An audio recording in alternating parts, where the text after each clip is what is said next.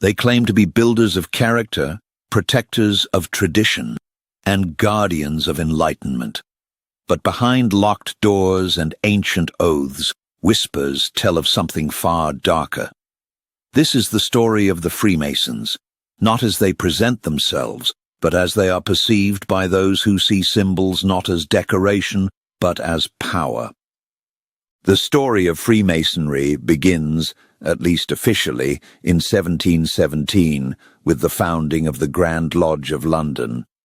But historians and occultists alike know that its true roots lie far deeper, entangled in the construction of Solomon's Temple, the rituals of Egyptian priesthoods, and the preserved knowledge of mystery schools dating back to Atlantis, according to some esoteric sources. The Masonic legend of Hiram Abiff, the slain architect of Solomon's Temple, mirrors ancient myths of Osiris and Dionysus, dying gods who promise secret wisdom to initiates. Masonic initiations echo rites of death and rebirth, akin to mystery traditions of Eleusis and Isis. Symbols like the square and compass, the all-seeing eye and the beehive are more than mere tools of morality. They are keys, allegorical glyphs used to veil truths from the uninitiated. The architecture of Masonic lodges mirrors temples. Floors are checkerboarded in black and white, a dualism found in alchemical and Kabbalistic traditions. The pillars Boaz and Jachin evoke not only the Temple of Solomon but also the Tree of Life in Kabbalah. Each step in a Freemason's journey from entered apprentice to master mason follows a ritual path mapped by Hermetic and Occult initiatory systems. In private ceremonies, initiates are blindfolded, led by a rope, and made to swear oaths under penalty of death. This rite is designed not just to teach, but to transform.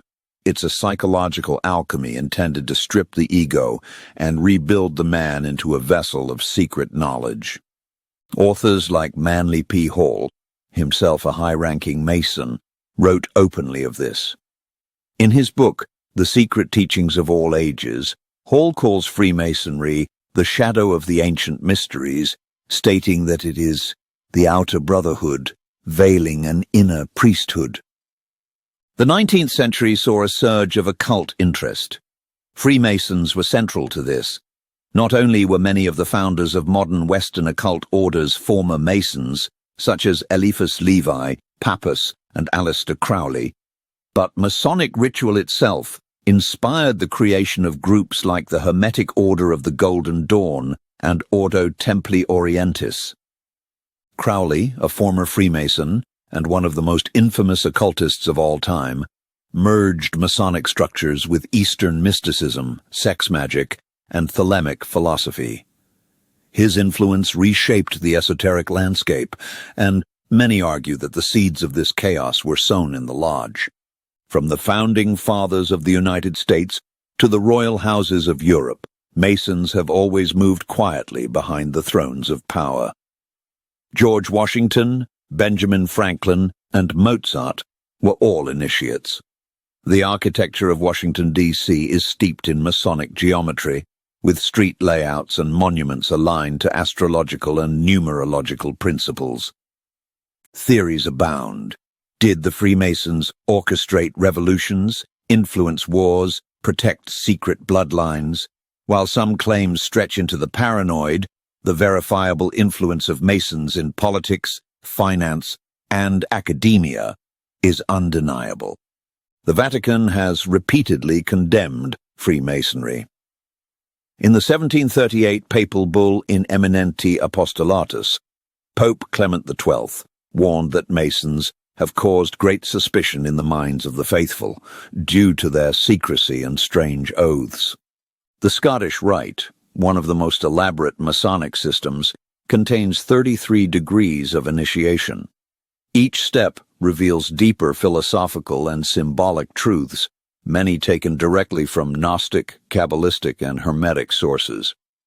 The 30th degree is known as the Knight Kadosh, Holy Warrior.